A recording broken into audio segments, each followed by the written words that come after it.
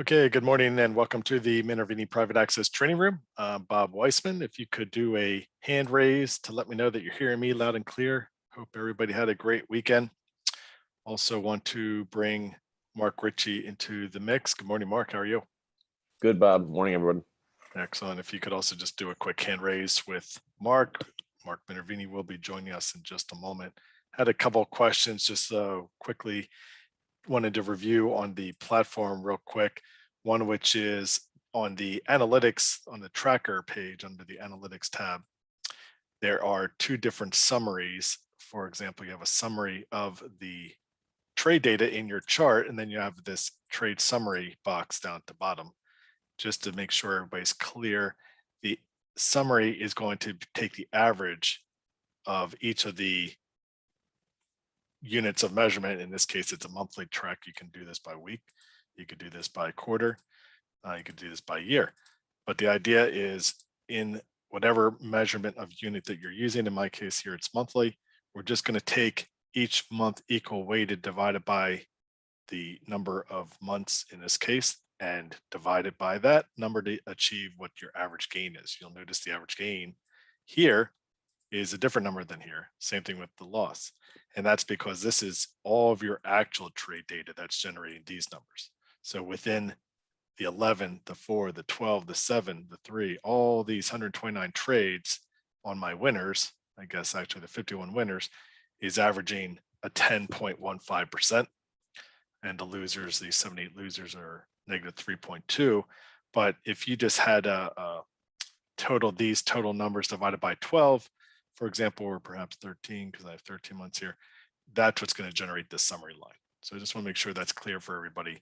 This is the data that you're looking to use with your RBAF calculator. This is what you want to be using as your average gain, average loss, your win-loss ratio. And also a question somebody else asked as well is just what's the difference between the win-loss ratio and the adjusted win-loss ratio? This is simply adjusting for your batting average, your winning percentage.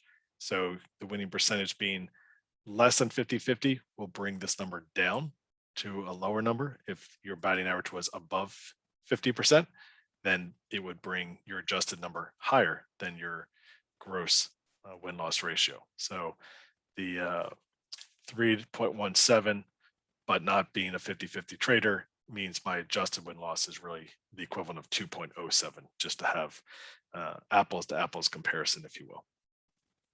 So those were those two questions. One other thing that I did want to just show very quickly in the analytics now, and just so you guys know, this is all sample trade data. This is not real data. So don't look at my 300% profit here on this particular name. The ability to now edit your portfolio. So I didn't have a portfolio entered here. If you did select the wrong one, you now have the ability to change it for the entirety of the trade. And so now you have that portfolio becoming a swing within the swing portfolio. Or if I wanted to change it to a day trading, I could do that. And again, you'll see a change for all your legs. So that's another feature that we just updated for this weekend to enable you to be able to do that. And forgetting one other question that somebody asked about, but I'm sure I'll get to it by the time we get into the questions here. There were some other updates as well, but I'm not thinking, I haven't done my full review of the platform yet, just because we're adding a few more things that we're going to be tweaking. And that's when we'll get into a full review of the platform, and I'll be doing that. Also, as you do see when you log in as well, if you have not yet entered your credit card information, keep in mind nothing will be charged, guys, even if you're not renewing. We do still need you just to enter the information in, but it does, you're going to have this warning message there until you do that, because it is part of what our platform needs everybody to have that information entered in there. With that said, Mark, you ready for some questions? Sure. All right. Absolutely. Jack is asking something with relation to the average win, average loss are important when using a fixed dollar risk as we adjust on our assets under management based on how tight big stop losses are. Am I interpreting this correctly? So when doing post analysis, the only important stat is the win rate. So if you're seeing that question mark, he's asking if the average gain and average loss stop percentage aren't important when using a fixed dollar amount of risk. I'm trying to interpret what the Yeah, question I'm not is. sure that I really understand the question, but I think what he's implying is, so let's just say you did everything, for the sake of argument, I risk $1,000 on a trade or $500 on a trade. Yep. That maybe all I need to track is my win rate. Well, first of all, I don't do it that way. Mark doesn't do it that way. I don't suggest that you should do it that way. And I can tell you why in a second, but even if you do it that way, you still want to then track your wins in relation to the size of your losses. Meaning, is it a 2R, a 3R, a 4R win? And when you hear me talk a lot about keeping that risk reward relationship intact. Well, it's risk relative to the reward, relative to how often you're right. So you're going to have to account for all three on some level. Now, why I would suggest you don't do it that way is because, ideally, in some situations, it's not going to be, you don't want to risk the same amount of dollars because, what if you have slippage, say on a stop or those type of things where if your stop is really tight, maybe you take a 1% stop, you don't want to take the same dollar amount, say, as I would on a 7% stop, because I may want to try that 3 or 4 times. And then the other issue is it's you don't want to risk the same fixed amount because you're hoping to grow your account. Most guys, presumably you're starting smaller. If I was going to do it on a fixed basis, I would do it on some type of percentage points, meaning basis points of your entire AUM.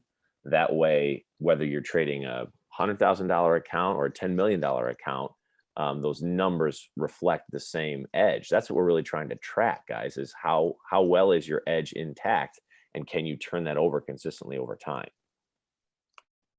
Yeah, the other thing in particular is if you're risking $1,000 and you're putting up $20,000 on that trade versus $50,000 from that trade, your average gain, average loss numbers aren't going to be apples to apples, if you will, just because you're using the same dollar amount of risk as well. So you really do want to know what it is truly against each other based on what type of return you're getting on that. Because if you're obviously having $1,000 universally across the board, that's not going to be very reflective of what your actual risk dynamic is in your trading account. So that would be also why the average win and average loss is paramount to knowing your statistics.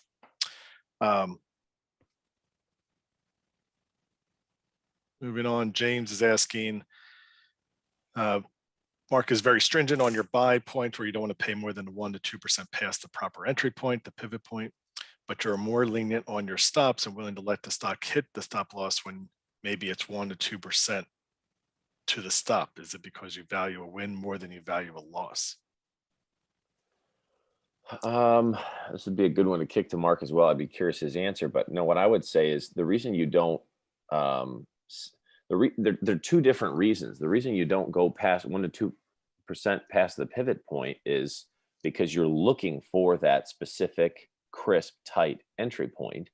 And the more you extend from that, the more risk you have to take. So, and conversely, that's a different set of reasoning there in terms of why don't you chase? Well, because you want to buy things properly as they're moving through the pivot point. The reason you don't choke off, say 1% to 2% above the stop is because you're trying not to choke off the trade. If you choke off too many trades, you're not going to give the stocks, the opportunity to really work out, because about half of breakouts are going to retest the breakout. And if you bought it properly, you should just sit in the stock. All this is hinging on, of course, is your execution proper? Are you executing good, proper buy points? So yeah, there's sort of two different reasons, but the first being is to avoid sort of that FOMO chasing and buying extended. And the second is to avoid choking something off. So there's sort of two different reasons. Yeah, they are two, exactly what Mark's saying, two different strategies. But the primary one about chasing is because we know what our risk is. And every percentage point that Mark did an excellent video that you can watch in the video archives about the difference of what 1% is now changing your risk reward dynamic. If you were, let's just say, using 10% on the upside on average, 5% on the downside on average, and now you're buying it as percent higher. Now it's only 9% upside against 6. You just went from a 2 to 1 to a 1.5 just by that 1 percentage point. So it's critical that you're not chasing because we know what our risk is. And on the flip side, as Mark alluded to, not choking off the trade is much more akin to the identifying point that we want to get out of a name is typically when the stock is no longer acting normal. It's becoming abnormal behavior. And it's only at that point that you want to get out of that trade, which is, again, typically where we're setting our stop to identify that point. 1 or 2% above that point is still acting normal. And therefore, we don't want to be getting out of the trade because it hasn't done anything to justify getting out of it being abnormal behavior. So they're two totally different thought processes. I just remembered what the other question was with regard to adding a new trade. If you do add a new trade here, one of the things that we had or wasn't there, let's just pick whatever the price is. When you do go ahead and create it, you now do get this little confirmation that you did not have before. So you don't see the stock easily until you scroll down and see it down here. So we did just give you that now confirmation of the new trade being entered. That was the other thing I was forgetting. All right. Diederik is asking, how do you work with pilot buys and progressive exposure in the current short-term trading market environment? Lots of trades don't have follow through and are just short-term trades of about 4 days. Do you then also use progressive exposure for short-term trading? If yes, do you have an example how you use it? Mark, I know. Sorry, repeat the first part of the question, Bob. I didn't hear that.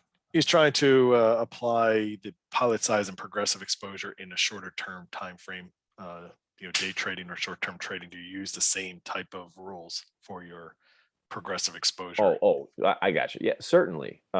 Listen, progressive exposure, guys, regardless of time frame, and almost all of these, anything, Mark, you're going to learn here is applicable on any time frame.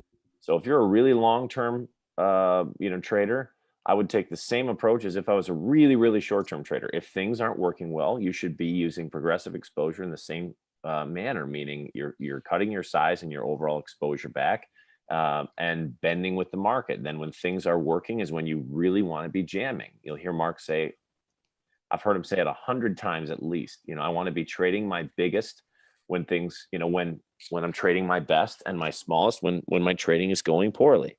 So that's not just married to, the daily charts, guys. That's regardless of, your hold times can be 5 minutes.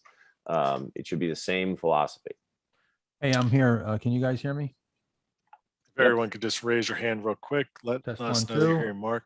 Yep, just checking if you guys can hear me. Can you hear me okay? Looks good. Okay, so just to I'm sorry, go ahead, Bob. Mark, before I hand it off to you, I was just going to show one last thing, which another feature that we added with the open positions is now having this stop loss column. So this will allow you to sort by just clicking on the header. So you can very quickly just see the amount of risk that Percentage-wise. On a percentage-wise, obviously we have the stop loss amount or level here, but this now allows you to see very quickly what would be the risk of that particular trade. Based on that stop, and you can sort by that as easily as you can sort any header, just the same way. So let me just continue on Mark Ritchie's point about I didn't hear the question and I didn't hear the whole answer, but I hear how he was ending, where he was going with progressive exposure. Obviously, we're talking about short term versus longer term and so forth. Look, I hear so many times, and this is I guess this is probably one of the I guess one of the really great things about, what I've done over the years, I've taken and I've really simplified an approach to really bring it down to a fine point of what really works and the least amount of moving parts. And that's really, that's what you're trying to do. You're trying to get and cut out all the fat and get down to what really works and what's reliable. Now, the way I've done that is that everything that I do, like Mark Ritchie said, is timeless. It's not only timeless in that it works, it will work for the next 100 years. It worked for the last 100 years, not all the time, but over time. And that all the techniques are timeless on time frame as far as whether it's intraday, whether it's off of the daily charts, weekly. Everything is just completely universal, and there's very few moving parts. Here's the key. The real key is short term is what leads to longer term. In my mindset book, I talk about small decisions lead to big decisions. The same thing with trading. And I've built, just like I built my wealth over the years, I started with a couple $1,000s. I grew it to 10,000, then 30,000, then 150,000, and then $500,000. And over time, I built upon the previous successes. That same exact philosophy comes right down to 1 minute charts. There's no difference. Okay. So whether you're going in intraday, I'm using progressive exposure intraday. This is all about managing risk. I'm going in there, I have cash. So I take a few positions. Well, intraday, if I happen to be doing really well that day and I have a stock that's up 8%, I took a 25% position. Well, I now have some profits to work with intraday. I might take another position. If it's not working and it's going against me, I'm not going to get aggressive. So now let's just say in that one intraday decision, that turns into a second stock and that stock does well. And now I hold overnight and the next day a couple more break out. Well, now I'm going into a longer term situation. Now I'm maybe holding overnight and now I'm buying a few more positions and I might now hold for bigger moves or swing trades, right? So if that's not working, well, then I'm going to reverse my direction and I'm going to pull back. So either way, I really believe that this progressive exposure, something that I've sort of unleashed to the world as far as my approach to it, is really turned out to be almost more important than any other technique that I've ever created or at least popularized. When I go back and I talk to a lot of traders, most of them say, I really didn't get successful until I started really understanding how to progressively expose and how to protect myself and to bend with the market, because we go in there and we see the setups and we just start buying without any idea of, without any proof of what's happening and whether it's working or not. And again, if you want to get out of all this noise in the market right now, and there's so much noise, it's unbelievable. I mean, today is just quite incredible. We just come ripping back. FFTY is up 2%. And this is such a crazy environment of back and forth. If you were to look at it, you'd say, oh my God, this is totally different. This is just, never been like this before. Have you ever seen this before? Yeah, it's like this every single time. You're just in a sideways market with a slight upside bias. And it's thinning and thinning and thinning. There's nothing strange about this. This is what happens every single bull market. It just happens maybe in a little bit different way. You have got to defer to the stocks and get off the indexes, get off all the bullshit and all this stuff that you're hearing on TV, and just, are the stocks breaking out and are they giving you gains? If they are, up your bets. If they're not, pull back. If you're whipping all over the place, get out and wait. That's it. Those are your three choices. We go over ad nauseum these same things over and over and over. And I realize that there's a lot of new people. So this is new to you. But there's also people who have been doing this for years and years and years and still won't apply the rules properly. They still got to go in there and jump in, and fear of missing out and all this emotional stuff, because you know what? You're a gambler. You want action. You don't want to be a champion trader. You don't want to make money. You want action. And that's the problem. If you're not doing well, it's because you want action. I'm giving you all the rules here. I know I'm going on a tangent, but I'm in a tangent mood today. So This is going to be a good one. just had a yeah. The reason why I couldn't come in here is because I just had a major problem with my daughter, and I'm very pissed off right now. So I'm taking it out on you guys. This is No, going to be this one is- of the. when I take it out on you guys, you get good stuff. You get golden. You get This is golden. the stuff. nuggets. That's right. Yeah, when I'm really and I start getting pissed off, it's good. It's good because I start really giving you the greatest stuff and really telling you. I always tell you the truth. I always tell you the truth, but sometimes I got to be a little more I'm a little more forceful than others. Sometimes it's not as delicately put. So anyway, let's get to some questions. Yeah. I know a lot of you are getting kicked around here, but it's been 5-6 months.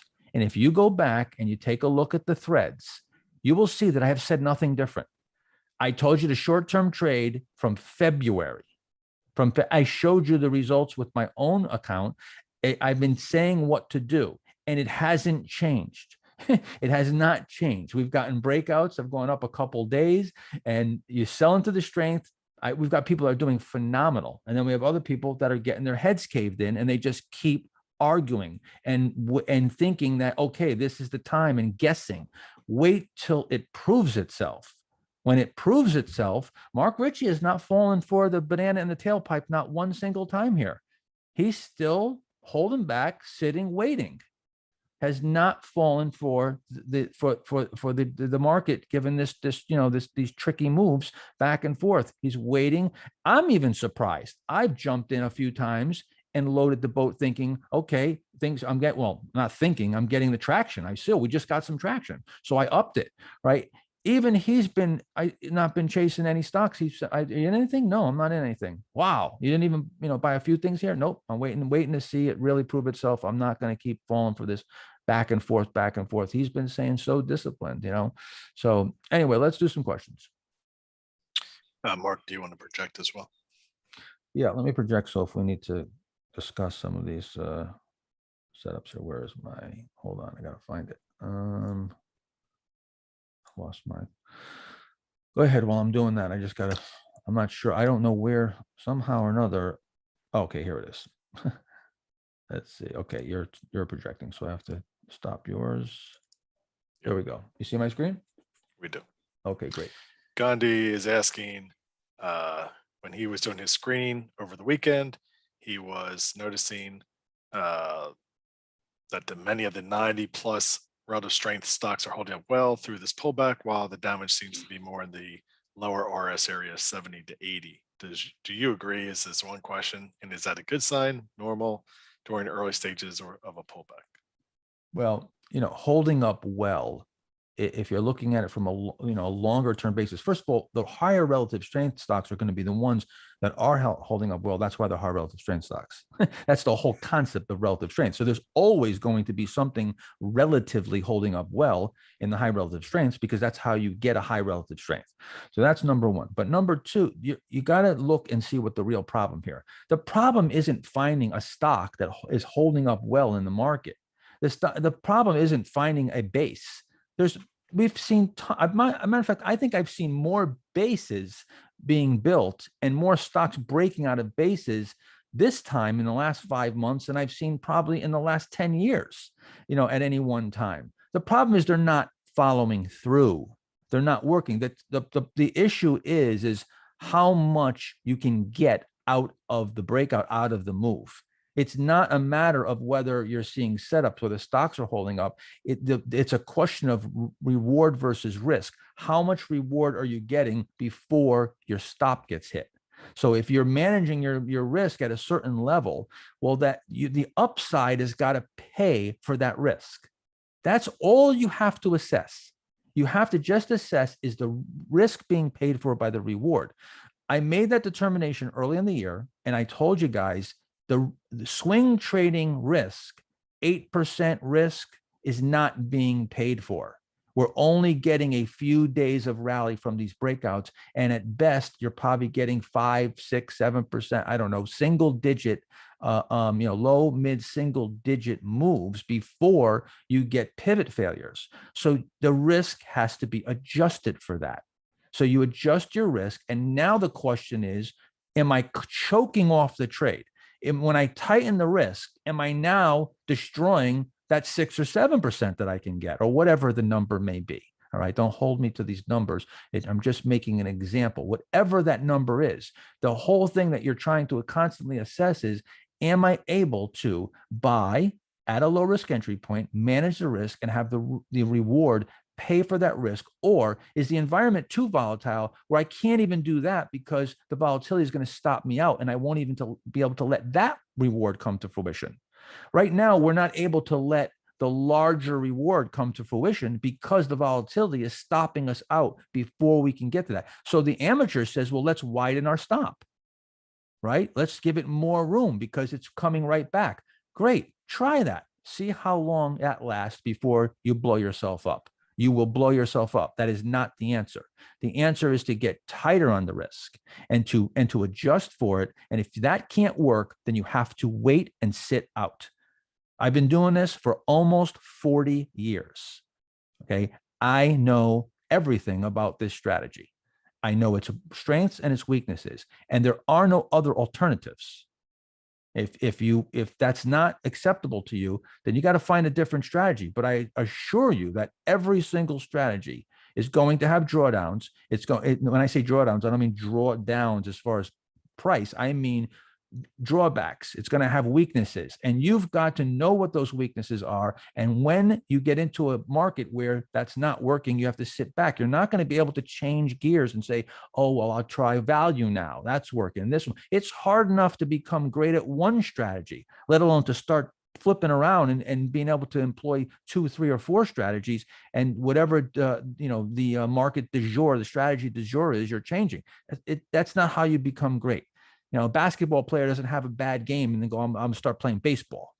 And we know, we've seen only a couple people in history be able to play a couple sports at one time. Bo Jackson was one of them. Deion Sanders. How many Bo Jacksons and Deion Sanders are there? How many people can play multiple sports?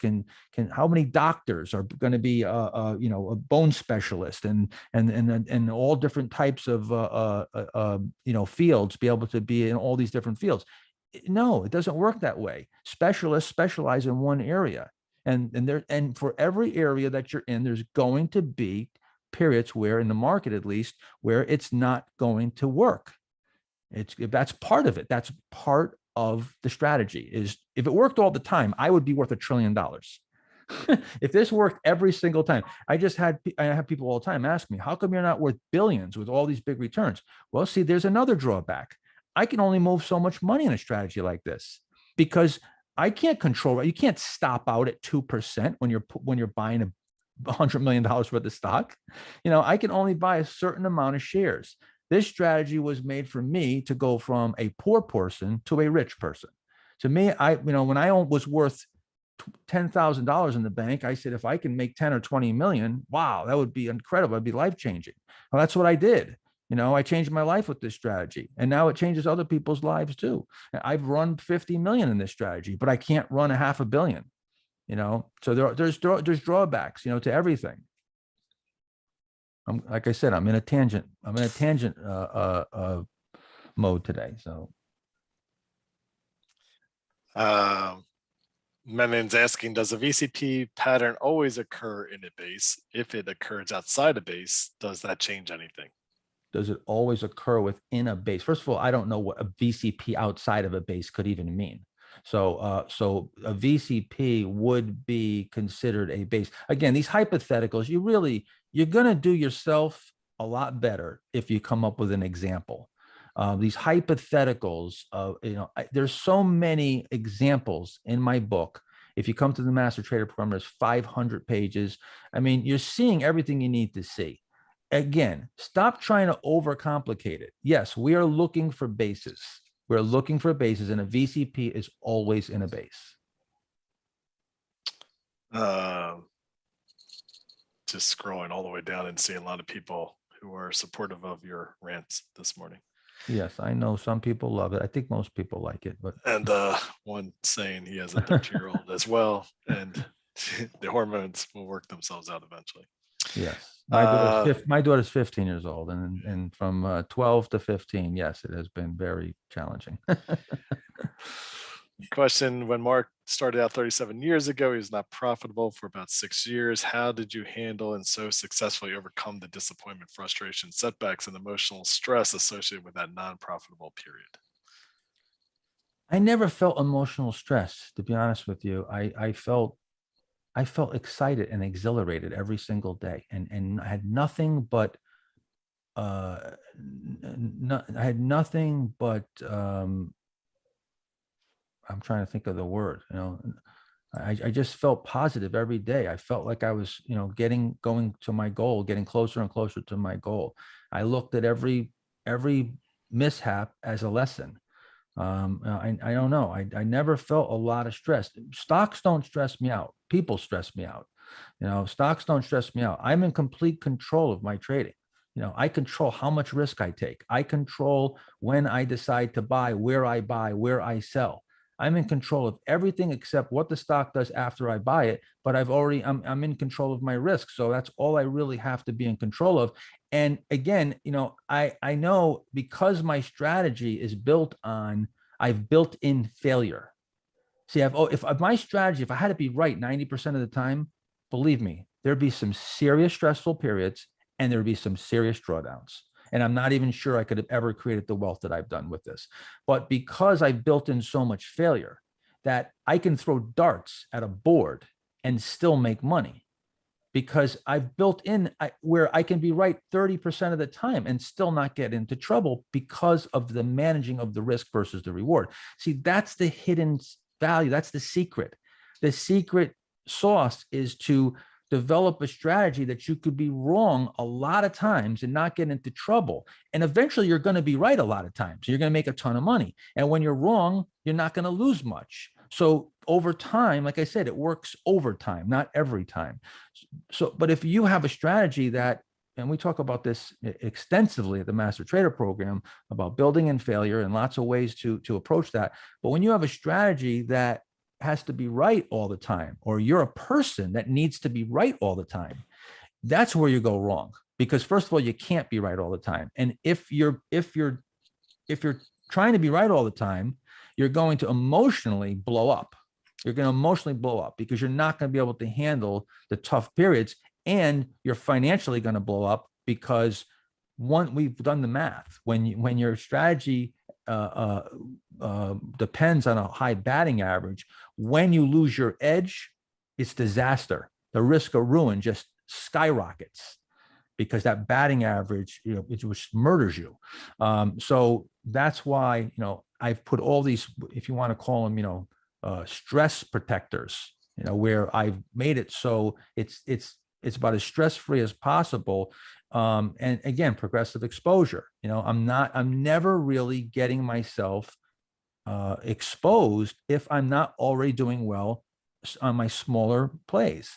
So there's not on a small play, there's not much stress. I mean, if you had $100,000 account and you put $500 in the market, there's not much stress, right? And you got a 5% stop on that. There's no stress, right? So now you move that up. You move that up to, let's say, 5,000. There's going to be more stress than 500. If you put the whole thing in margin and put 200,000, you're going to feel a whole different level of stress. So how do you get to that point? Well, you got to build up to that point. I'm not even sure if I answered the question. I think you did. So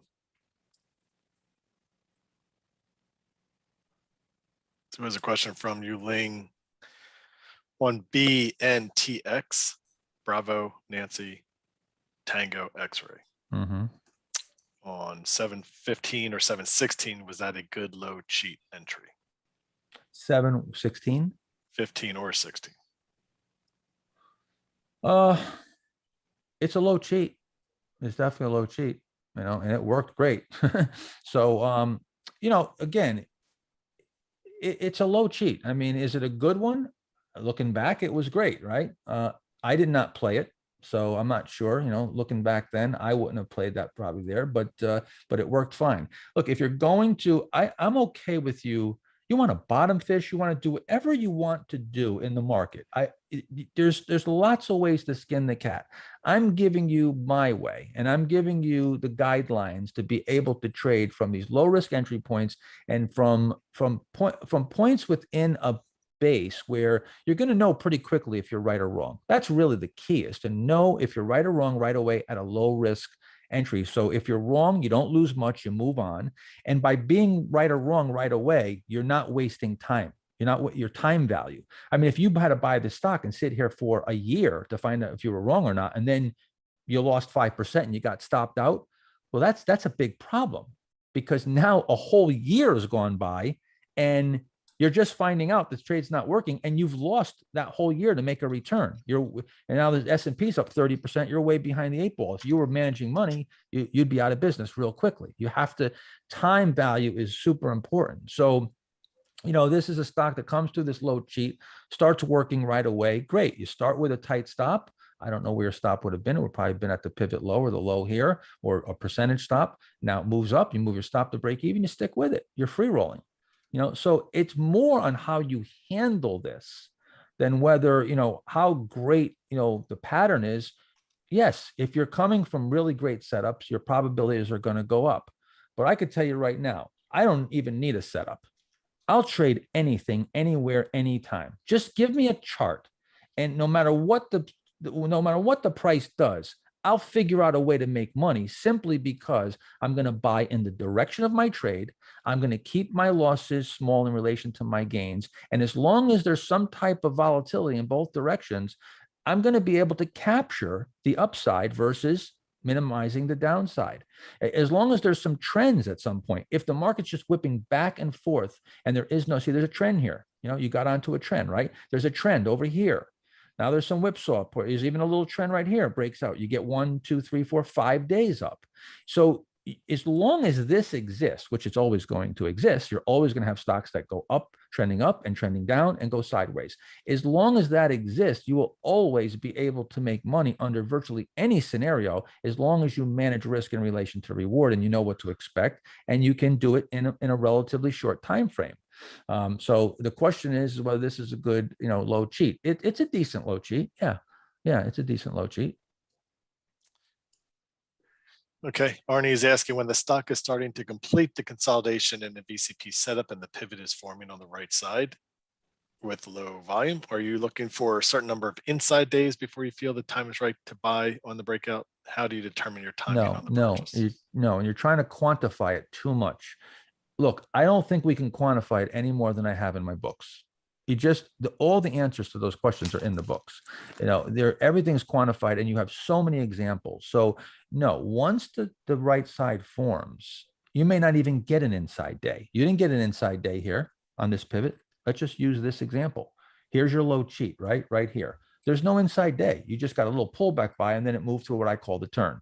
So you could have been buying it as it moves to this pullback buy, maybe start a little at 214.9, above 214.90, and then buy a little more when it gets above 220.36. And then, you set your stop, and that's it. It's in the hands of the stock guys at that point. So again, no, you don't have to go inside. You have to. It's as David Ryan says. We'll look at charts, and he'll say, "Yeah, that one doesn't have the look." After a while, you're just going to see, you're going to know what a good setup looks like, as opposed to, and again, I've said this a million times, I'm going to say it again. If you could quantify this, if you could say we need 42 days in a range of 20%, 16 days in a range of 10%, and 3 days in a range of 2%, and then from there it has to take out the high of the base, you'd be able to program all that into a computer. And guess what? It'd all be gone. All the edge would be gone. There would be no opportunity, because once you quantify everything, all the opportunity would be out. The market would truly be random. The fact that you can't quantify everything that perfectly, and this is what makes some people crazy. They try to quantify it, and they want to quantify everything, and they don't appreciate the art form. And they don't realize that by quantifying everything, they would literally destroy the opportunity. There would be no opportunity. That's why you have to embrace the fact that this isn't imperfect. It is imperfect. Your strategy has to be imperfect. Everybody who's tried to develop a perfect strategy, they have all blown up at some point in time. Long-term capital management, Nobel Prize winners, smartest people on earth, completely blown into pieces. I can go on and on and on. How many, quant models, and nothing will work in perpetuity. Nothing can be quantified to a point where it's going to keep working. It's impossible. It's just impossible. So embrace, that's the beauty of this, that it actually takes skill, just like driving a race car, just like being a basketball player. And could you really quantify, tossing a basketball into a hoop and dribbling and crossing over past somebody? There's an art to that. There's a skill level that has to be involved. A lot of it can be quantified, and you can use physics and all types of things to quantify the angles and everything that has to happen. But, it's still, there's skill involved, and that's the market, and that's the beauty of it. Greg is asking, when you see things are starting to work and gaining traction, what factors do you use to determine whether you take more positions to increase your exposure or larger size per position to increase your exposure? Mark, I didn't have you get involved here much, but that's a good question for you as well as me. I mean, again, I think you're going to probably say it's somewhat of a feel, and we have to sort of assess the situation at hand. It really depends. It all comes down to control. See, I may go into the market. There's sometimes where I'm really, really nervous about the market. Maybe, it's been really difficult and there's just too much volatility, nothing's working. So I might go in with very small positions. And my goal, see, every time I go into a position, my goal isn't just to make money. I know if I asked you, what's your goal in this trade? To make money? Nope. Actually, that's not my goal. My goal is to manage my risk and go in and lose the least amount possible, and to parlay myself to my next goal, which, for instance, sometimes I just go in and I'll take a trade intraday and I'll say, my goal is just to make $3,000 here. I want to make $3,000. I don't care where it goes after I sell it. I just want to make $3,000, and I only want to risk, let's just say 500. Now, I only want to risk $500 and I want to make 3,000. Why is my goal to make that 3,000? Because I want $3,000. I've already calculated that $3,000 is enough for me to risk in my next trade to take a bigger risk and to go for a bigger move in something. So I just want that, to use that as my next move.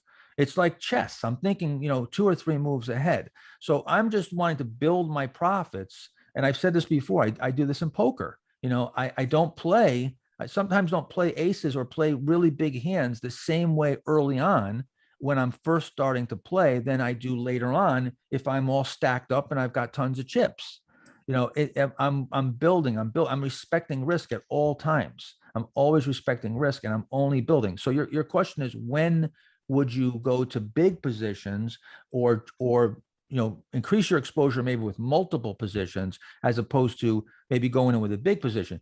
For me, it's about control. And if I feel like I'm in more control, let's say I see a bunch of setups that are super tight setups, like if they take out the low and the pivot, it's only 2% away. Well, I'll go with big positions then, because now I've got that low risk and I can take a big position and feel comfortable that I've got the low risk entry. But let's just say stocks are all over the place and there's a bunch of bases, but the pivots are wider. And now it's going to take 8 or 10% for me to know that the stock has failed, or that it's giving me violations.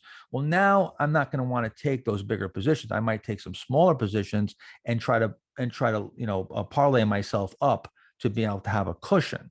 I don't know, Mark, what do you think of that explanation? I mean, that's exactly right. I was going to say, one of my goals is always, how do you get on the most exposure with the least risk?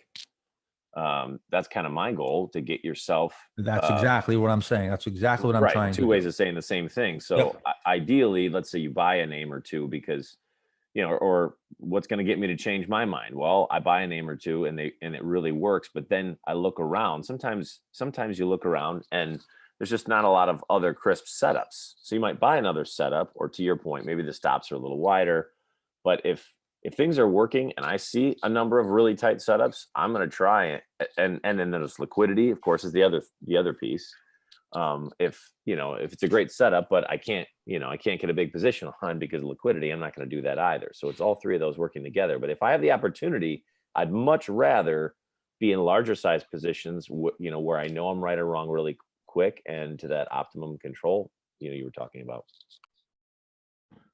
Yeah, yeah. I mean, you said it, Mark. You know, how do we get to the maximum, you know, exposure, the maximum potential reward with the least amount of risk? That doesn't always happen in your first chess move. Sometimes you've got to think ahead a little bit and you've got to build into that. There's other times where you can come right out of the box. It also depends on how the market's acting. If I see a whole bunch of stocks setting up and everything's blasting off and everything's working, well, I'm going to be much more aggressive. It's all about getting that feedback from the market, and it all comes down with me. It comes down to the stocks. Could care less what. I don't even look at the Dow the whole day. I close my indices screen. I don't even look at it. Sometimes by the end of the day, I have no idea when the market even was up or down. I swear to you, I know because I see all my stocks. If everything's up, market's probably up. But I glance at it every now and then. I do that work, you know, at night. I look at later on, I see what did the market do? I'm focusing on my individual stocks almost exclusively. 90%, 95% of everything I do is just on the individual trades. I'm going to paraphrase the next question from Joe, asking if you're using leverage, like you have mentioned, sometimes doing 100%, 200%, 300% of your portfolio in a name, and you're using 1% of risk of your total equity. Is that based on the 200 or 300%, or is that based on just 100%? If that makes sense to you. It's based on neither. It's based on your equity. Regardless of your position sizing, the risk is going to be, no matter what, 1%. It's based on your account size. Risk of total equity is a percentage of your account. It has nothing to do with the position, with whether it's on a 100%. I understand what you're saying, though.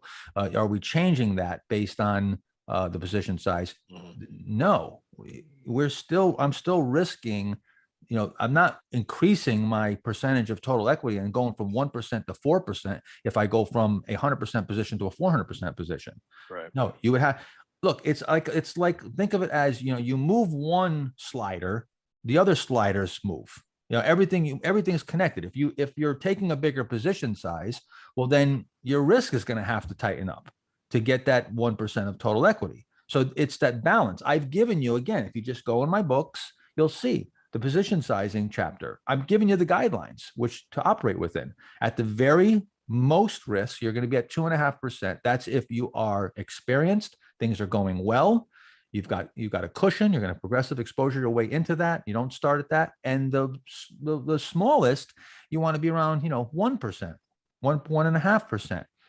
You can go a little bit less than that if maybe you're taking some smaller positions to build yourself up with progressive exposure, but you want to get yourself to that 1.25, 1.5% of total equity. That's your optimal level. So that's very simply, if you're having a 10% position and you're having a 10% stop, there's your 1% of total equity. You have a 25% position. A 10% stop would give you 2.5% of total equity. That's the absolute max. I don't think I would ever be taking a 10% stop on a 25% position and have 2.5% of total equity in that scenario. But that would be your absolute, worst case scenario. A quick note, Meg, your question. When Mark posts buy now, sell half here, sell half there, that is the total of the trade. So each half would have its own stop loss level that is being posted there. And just to back up for 1 second, because I think Mark Ritchie, you might even have some something to share on this and relate to this. But a lot of times when I go into these giant positions, I'm actually risking far, far less than even what's optimal, because what's happened now is I've increased the upside so much that if I am right, I'm going to get paid huge. So now by taking the downside and really crimping it off, even if it stops me out a bunch of times, I can be wrong many times because I've got such big upside now. So I'm always just trying to measure, the upside versus the downside. And again, if you're going to get stopped out a bunch of times, the reward's got to pay for it. Everything is just always with reward versus risk. Is the reward paying for the risk? And look, when you first start this, you're not going to be very good at assessing that on the fly and being able to use complex strategies and use leverage. You should stay away from all that. You should be deciding what type of risk you want to risk, how many dollars, what percentage. It all comes down to dollars, but what percentage? Go into a trade and wait for that trade to either stop you out or prove you right. That's how you start with this. All right. And then look for violations, start learning what's normal, what's abnormal. And if you've seen a lot of violations, maybe you cut back, you trim your position back, cut it in half, and sort of, play in the middle there with you a little bit of maybe intuitive trading and more mechanical on your original stop, but waiting to be proven right or wrong. Getting into too complex strategies and starting to lever up and really really turn this into a lot of moving parts, that has to happen after you've already been successful with a very straightforward, simple approach. Don't try to get cute and start trying to be Mark Minervini in your first 2-3 months of trading. It's not going to happen. You're not going to trade like me. I don't care if you trade right next to me and you pull your chair next to me all day. You're going to shit your pants. Okay. If you ever traded like me, you'd have a heart attack. You just wouldn't be able to handle the stress, the position side. You wouldn't be able to do it because you're just not used to it. You're not used to it and you don't have the skill set yet. So work your way up. Don't think in terms of months. Think in terms of years. Is it worth it to put in the next 5 years to be so good at this that then you can make these big returns and you can, whether, many of you are already wealthy, but if you're not, become independently wealthy. Is it worth it? I mean, people go to college for 8 years to get a job, to come out and get a job and make a crappy salary. Well, crappy as far as I'm concerned, but that's a relative term, but still people will go to school and spend 4, 5, 8, 12 years and come out and get a job. But then they go into trading. And if they're not a market wizard in the first 12 months, they give up. It's absurd. This is 10 times harder than almost any other profession. So it should take 10 times longer. So at least give it some years, not months. People, just they think they're going to be successful way too fast. I wasn't even profitable for 6 years. Everybody said, "Oh my God, how did you go that long and not quit?" Because I'm not delusional.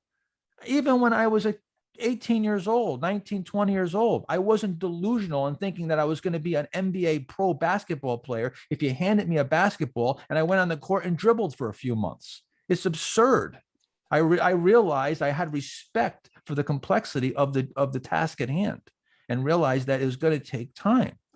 So that's how you take that pressure off yourself. And I just had someone at Twitter just sent me literally said, I'm feeling worthless. I can't do this. And yeah, because you're putting your expectations are way too high in the short term and too low in the long term. You should be thinking in 10 years from now, I can be the best trader on earth. But in the next couple of years, I'm probably going to suck at this. It's going to take me some time. But it's just the opposite. People don't even get to that 10-year plan because they give up in a year or two and it doesn't happen right away. Again, I already told you I'm gonna go off the path here and go on a tangent. So I'm thinking we need to start paying Mark's daughter for this more often. That's funny. Yeah. This is the good stuff. I know. Well, look, I'm just being honest, man. I'll tell you right now, I am so passionate about teaching people and helping people do good at this. And you can't even imagine. I'm more passionate about that now than I am about even trading. I get more enjoyment and I get more excitement and more, more happiness from hearing someone say I'm up 100% this year than me being up 100%. I truly can tell you that I'm happier for other people to be successful than for me even to be successful trading.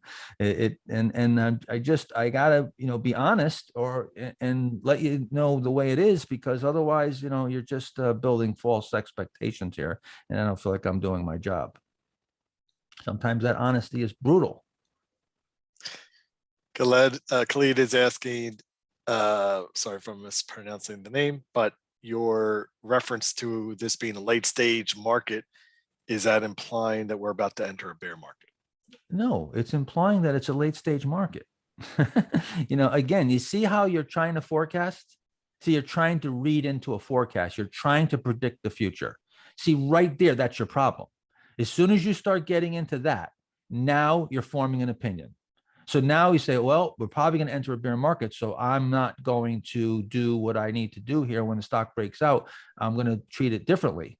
No, treat it exactly how you always treat it. Do the exact same thing. Start off with small positions. If they're working, go to bigger positions and progressively expose. If it's not working, pull back. Treat it like any other time, because we don't know.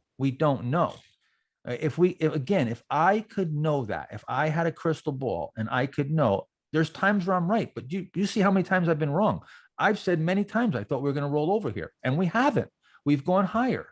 Okay, so I'm not going to go in there and just say I know I'm right. I know what I'm seeing here. Maybe it's going to take. Sometimes you're right, and it takes a year before it actually happens. And you look back and you go, I was right all along. I would have been better off staying out of the market all the time. But you don't know in real time. We don't know that. I would be a trillionaire if I knew that. I would definitely I would be a billionaire. That's for sure. If I had that kind of crystal ball. So Mark, remember back when this bull market started, we were scared to death. COVID, end of the world, hype, everything was the worst, going into a depression. Stocks were breaking out all over the place. We were both terrified. What did I say? Stick with the stock. Oh, first of all, you said, listen, kid, we follow the stocks. I was like, well, of course. It just, I'd never seen anything like it. Yeah. And it was an incredible period. I said, we're going to buy. They're breaking out, right? Yeah, absolutely. I said, we're going to buy. The stocks are breaking out. We're going to buy them. We're terrified. Yeah, that's the best time to buy. Absolutely right. After a bear market, when you're actually terrified. And my favorite setup is when sentiment is bearish. Everybody's calling for the end of the world. We've had a bear market. Stocks are setting up and breaking out of bases, and I'm afraid to buy them. That's when I go and I start loading the boat. As soon as they start working, that's where I go heavy, because I know that I'm going to follow the stocks. And most likely, I'm just like everybody else. I'm emotional just like everybody else. Now, the difference is that most people they get beaten to death financially in a bear market. And by the time they get to the point where stocks are setting up, they don't take action because they've been murdered financially. They usually quit, and they say, I'm never doing that again. And they don't even have the capital. Like now they're just digging out of a hole. When your account's down 70%, you got to be up hundreds of percent before you even get even. So it becomes like, why even try? With me, it's just pure emotional, because I'm never caught in a bear market ever. I'm never caught in a bear market. I'm never caught with getting a big loss. I'm going to be out. My stops are going to get hit, and I'm getting out. So with me, it's just a matter of my own emotions of just watching everything, and it becomes just one side of the coin decision, as opposed to those two sides where you have the emotion and the financial loss, and the fact that you're looking at this daunting task of now coming back from this huge loss. And that's where that's why you can't get yourself in that position, because once you get yourself in that position, why even try? I couldn't do well in the first place, and now I got to go up 300% just to break even. Yeah, I'd quit too.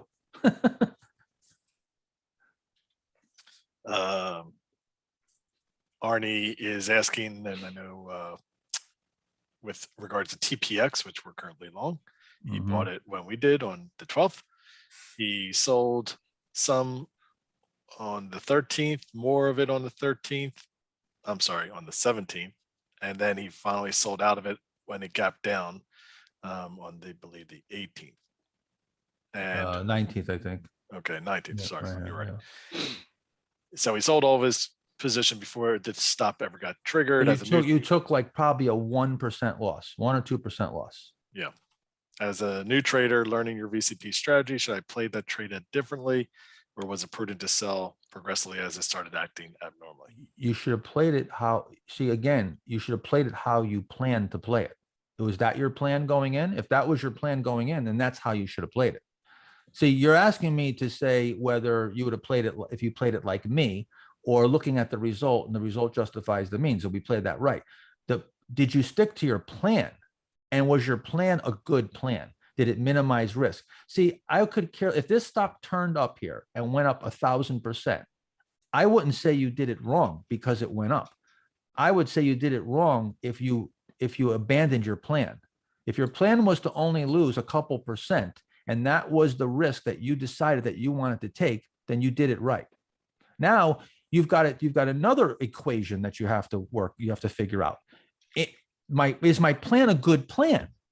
Okay, I stuck to my plan, so I did the right thing. But now, does my plan work? Is that too tight? Am I choking off the trades? Now you need information, not just one stock. You've got to go back and look and say, okay, let me look at my last 100 trades. Am I choking off? Are more stocks going up a lot more and I'm not participating? I'm right, but I'm not taking advantage of it because my stops are too tight. That's a whole nother question. That's a post-analysis question. So you have to look at them sort of separately and then back into that answer. So, but the answer, the answer is that if you followed your plan, you did it right. We went in with a stop, and that stop has not been hit. So, that's the plan. I'll change that plan if we see if there's violations and it's looking like, the stock should be sold because it's failing in some other way, or maybe, cut back the position. But this stock really hasn't gone down much. It's still holding in there pretty good. I think now if it takes out this low by much, that would be, definitely going in the wrong direction. But the stop is already very tight.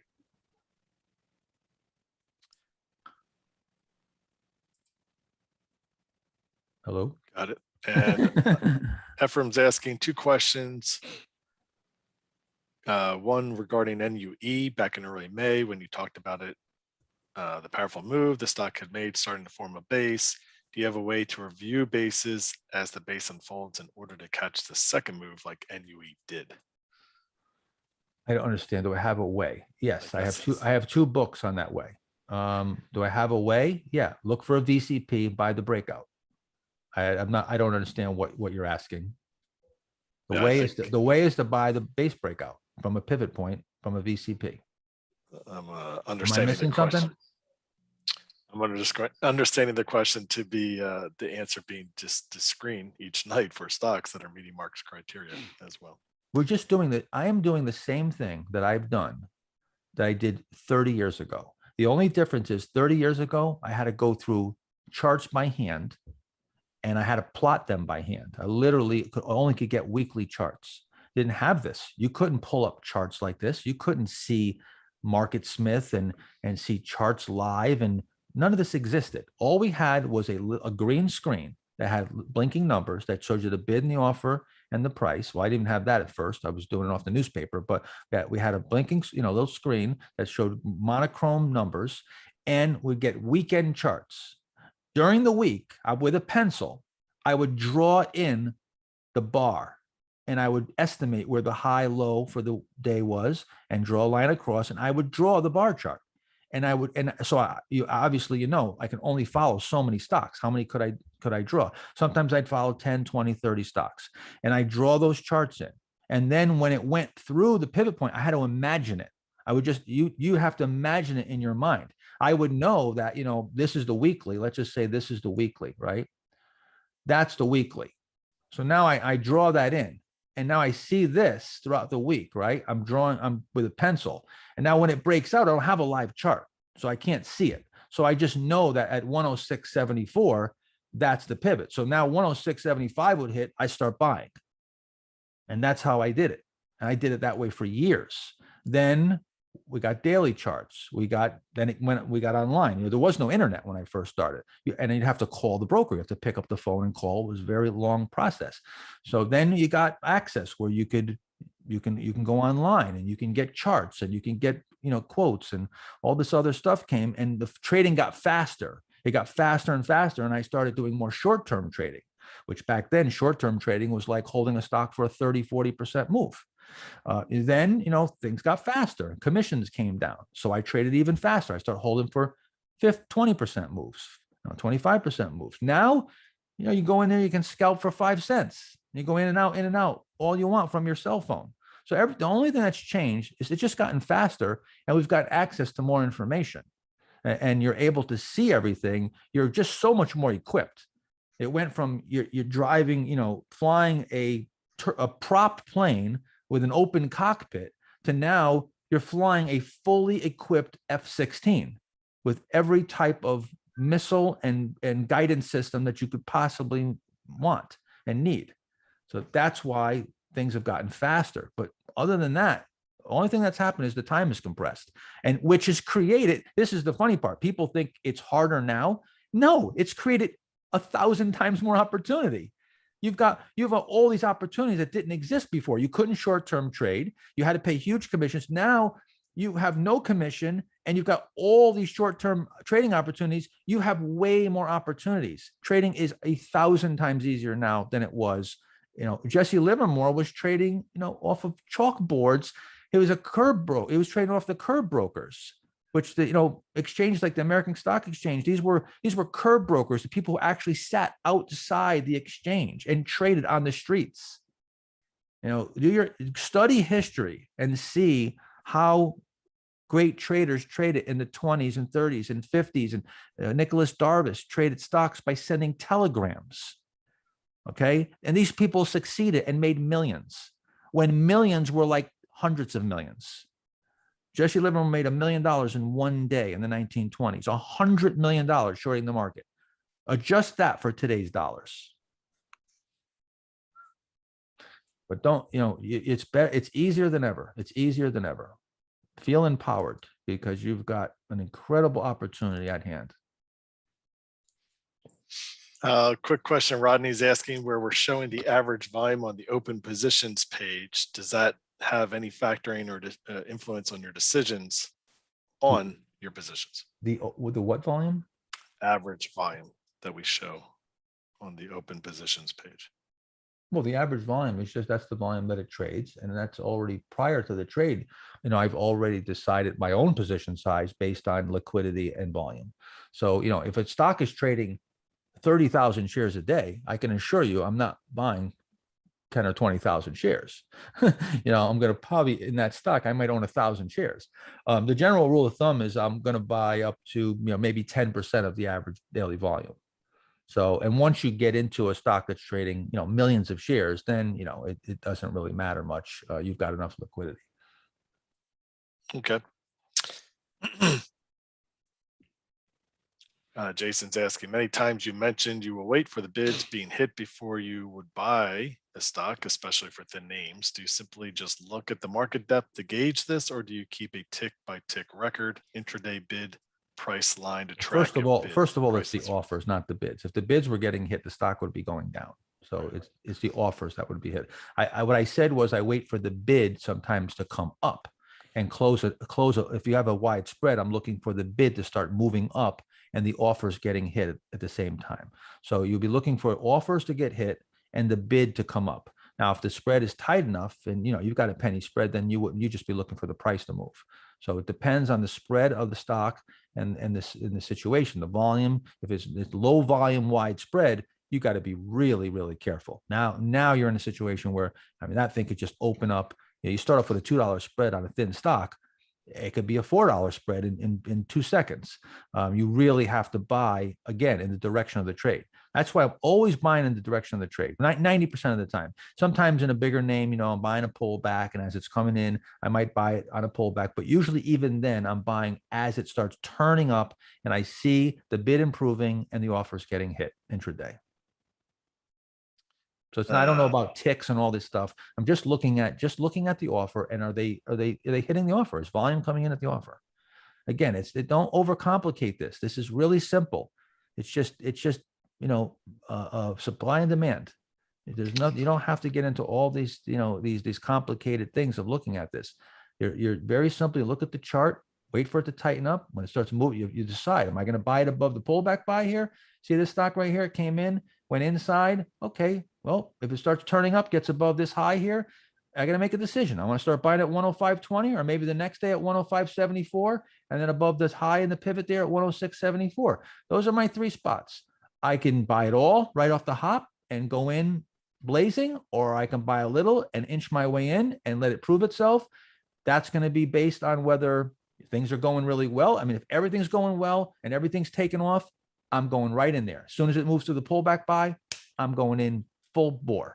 If not, and I'm seeing a lot of these are, moving up, taking out the high in the pullback buy and then coming down and outside days and stopping out, well, then I'm going to start in a little gingerly, and I'm going to put in a little position. Then if it moves up a little higher, I'll put a little more, and I'm going to bend with the trade. See, again, there's not a black and white answer. You've got to get feedback, and then you've got to adjust.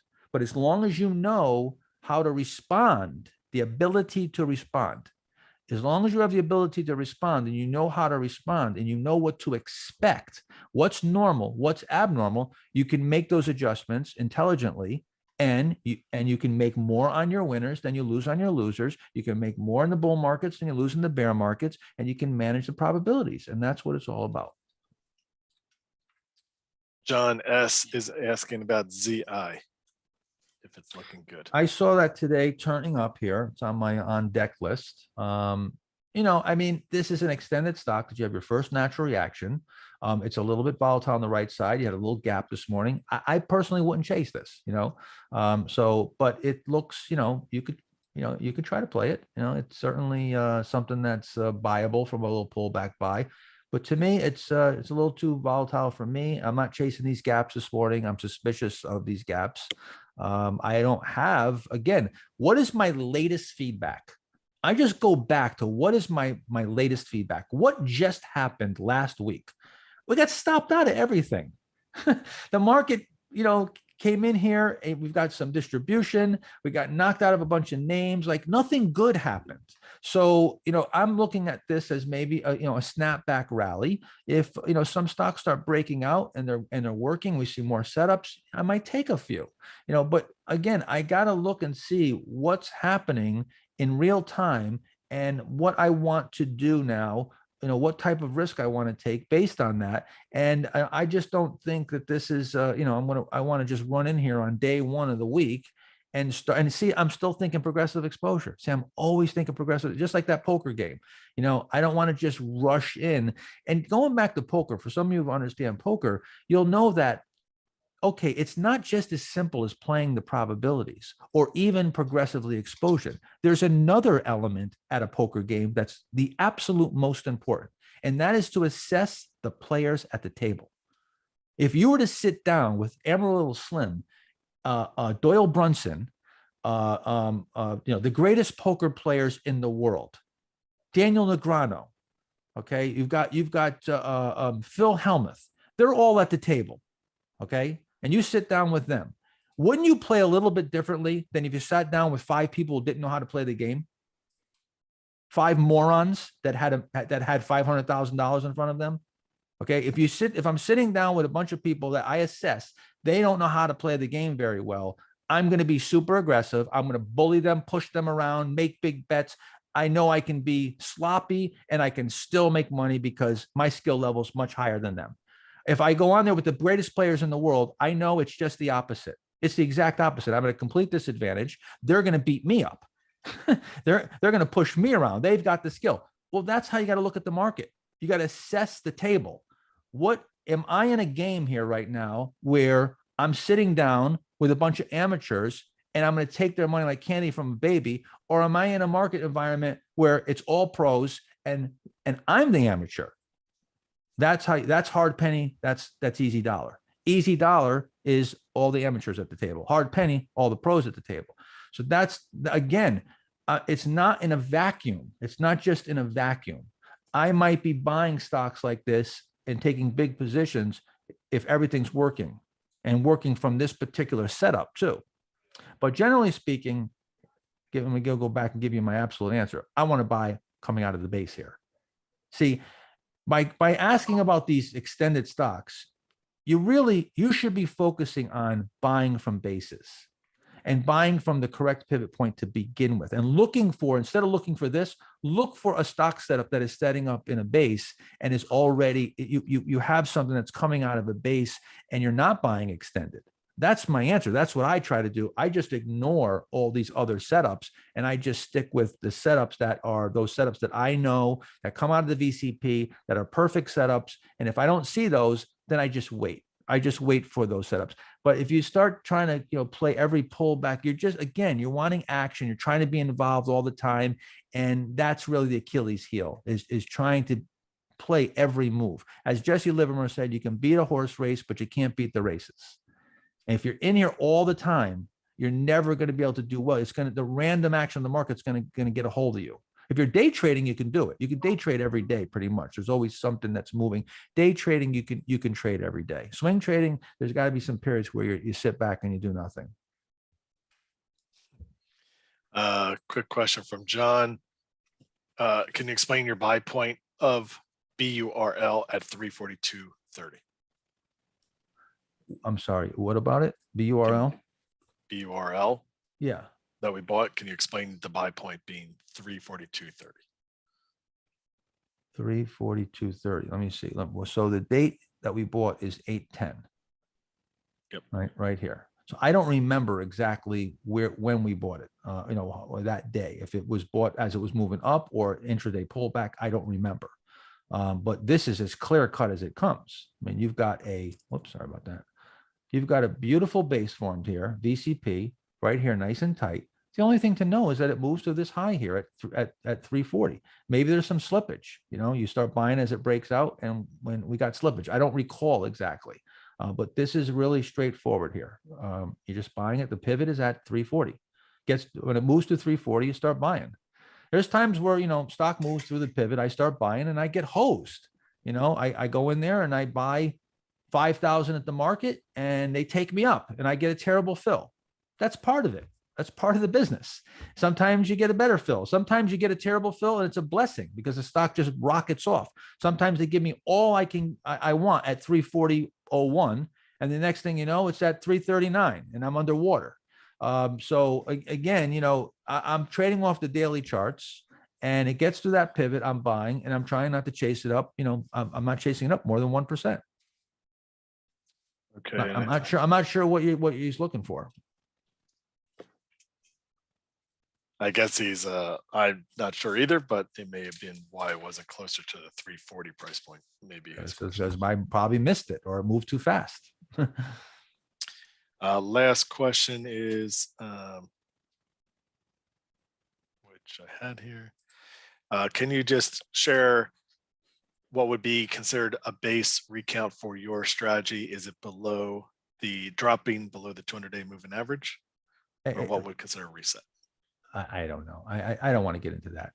That's again, just look for bases that are setting up and breaking out. If it's a later stage base, you can count the bases, but this is something that David Ryan has actually begged me to not to take out of the Master Trader program, not even talk about, because it's very subjective. And there's O'Neill's definition of a reset. I look at it this way: if the stock goes out of a stage 2 uptrend, when it goes back into a stage 2 uptrend, well, then it's a new uptrend. That's really how I look at it. And usually if it goes out of a stage 2 uptrend, you've either got a good size correction, a bear market, or you've put in a very large base. That's the easiest way to do it. Taking out previous lows and all that, that's not how I look at it. I don't look at it that way. I just look at it as if there was a bear market and you get a bunch of big, declines in stocks. If they're set up, that most likely if there's a bear market and stocks got hit in corrections and now they're setting up, they almost certainly they were not in a stage 2 uptrend, or they were in that stage 2 up and held in a stage 2 uptrend through the bear market, which is great because that's where you saw like stocks like Amazon, when it set up versus the big bear market in 2000, and they set up in, 2003 or somewhere around that period. They were in uptrends. Those stocks were in uptrends. Still, they had corrections, but they were in a stage 2 uptrend while the market was in a stage 4 downtrend below the 200-day. Those are examples, we've shown many times. They're in my books, and we go over them in the Master Trader program. So again, counting, the resets and whether it takes out the low, I don't really even use that. All right. I think we're going to wrap it up on that note. Yeah, this has since- been long. This has been a long session. And again, to those of you that, I'm sorry we didn't get to everybody's questions, but we'll see what happens here this week. If things get crazy, I'll probably come in again. We'll come in and discuss it more, and we'll take it from there. But Mark, real quick, let's just give a quick assessment of the market and what we're doing here. I haven't talked to you in a number of days about where you are.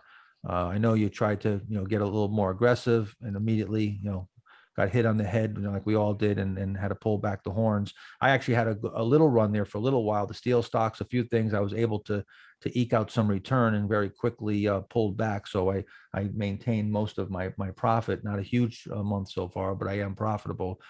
Decent little month so far. What's going on with you as far as your approach, and where are you right now? Yeah, I've got just really a tiny position left in the ARK, and then I've got a little position in that HZNP at break even. So I'm about 10% ish, maybe a little less invested. I'm just waiting. Like you said, I've sort of had my hand caught in the cookie jar a couple times here, and I want to see a little more confirmation before really getting aggressive again.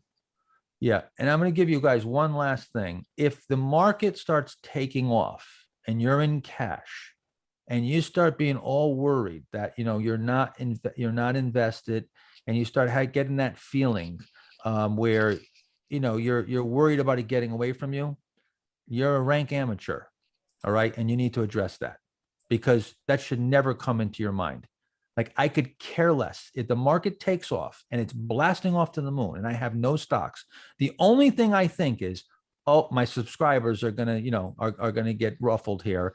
I could care less if I'm not invested. It's okay. So I'll get invested in a month from now, in 6 months from now, whenever, the opportunity presents itself, or I'll look for the next setup.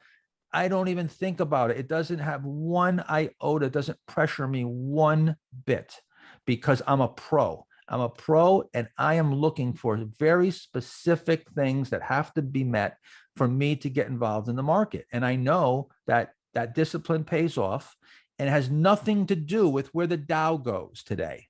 Okay. So again, if you're getting pressured, then you're not being disciplined. You're letting your emotions come in here.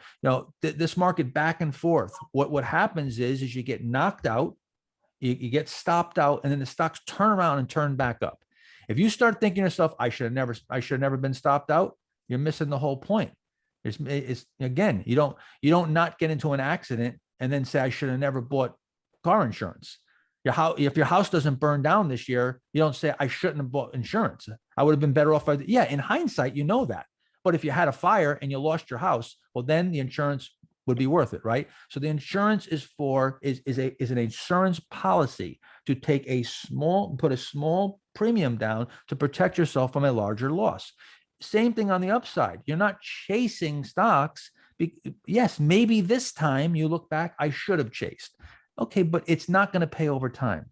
So try to stick to the stocks, the bases, and get off the market, and don't care what the market does. Care what the stocks are doing. If the stocks are setting up and they're working, then you should be invested. If they're not, you should not be invested. And if the Dow Jones and the NASDAQ goes up 20% from here, you're not wrong for being in cash if no stocks met your criteria. You're right. And you shouldn't switch over and buy index funds. And you shouldn't switch over and buy value stocks trading at 52-week lows. You should wait until the stocks meet your criteria and stick with the rules. All right. That's how I'm going to leave you guys off today. All right, guys. Thanks for your time. And thank you, Mark and Mark. This recording will be available for the replay here momentarily. And we'll get back at it next week, or as Mark said, if we come in during this week, we'll be posting that for you. Also, just a quick reminder, BURL does have earnings this Thursday morning before the market opens. We'll post that on Wednesday as a reminder for you.